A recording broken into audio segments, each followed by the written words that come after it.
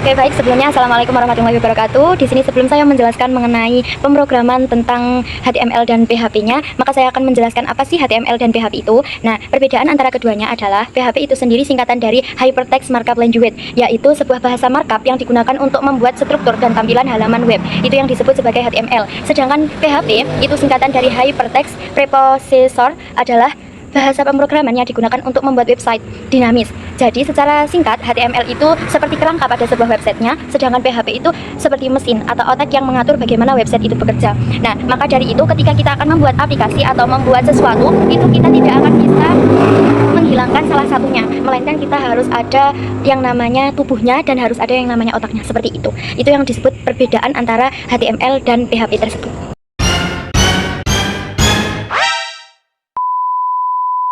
Oke, langsung saja kita melanjutkan ke materi kita yang selanjutnya, yaitu kita akan membahas mengenai pemrograman aplikasi web, yaitu saya menggunakan aplikasi yang bernama Dreamweaver. Nah, di sini teman-teman, kita perlu diketahui di sini ada dua tampilan, yaitu ada tampilan HTML dan ada tampilan PHP. Nah, di sini kita klik file, lalu kita new di sini. Nah, back ini ya, kita klik HTML, lalu kita create.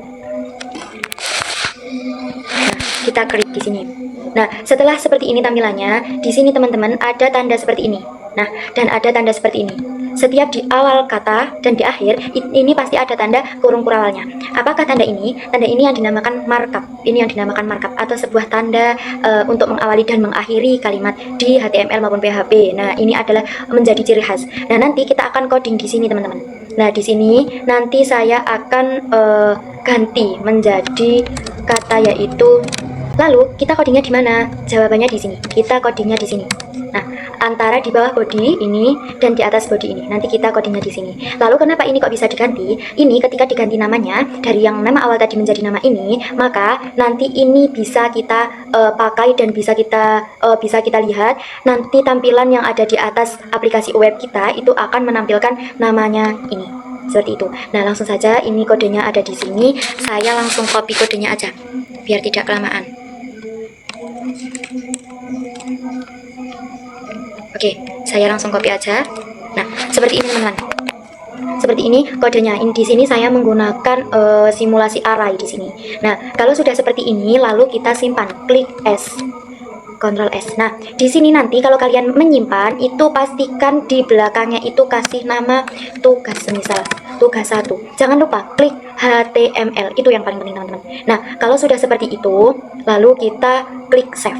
Nah, kalau sudah seperti itu, ini di sini akan muncul contoh array 1 dimensi. Nah, ini belum menampilkan jawabannya guys. Lalu kita membuat file yang kedua. Nah, oke, ini kembali kosong lagi tampilannya. Nah, di sini kita akan membuat tampilan PHP-nya di sini. Oke, ini ganti lagi tugas web seperti ini. Nah, kita sama codingan yang tadi di awal ini, mulai dari di bawah body sampai di atas body ini kita copy teman-teman. Kita pindahkan di sini. Set. Nah, seperti ini. Lalu, kalau sudah seperti ini, kita Ctrl save lagi. Kita Ctrl save. Nah, namanya saya buat nama tugas 2. Jangan lupa dikasih titik PHP seperti itu. Lalu kalau sudah selesai seperti ini, tampilannya nanti kita akan lihat di localhost yang sudah kita nyalakan tadi.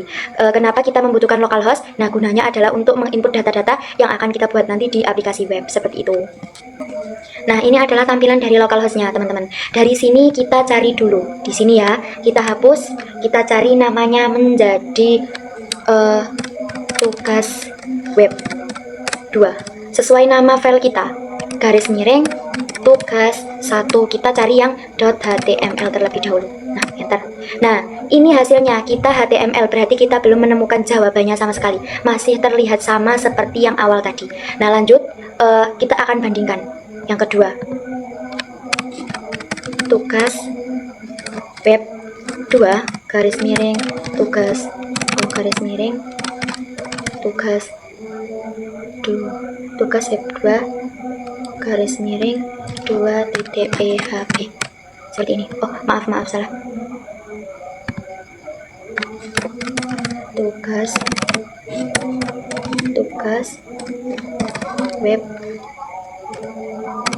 2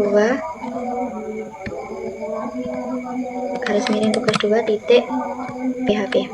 Nah, ini teman-teman, kita sudah menemukan jawabannya.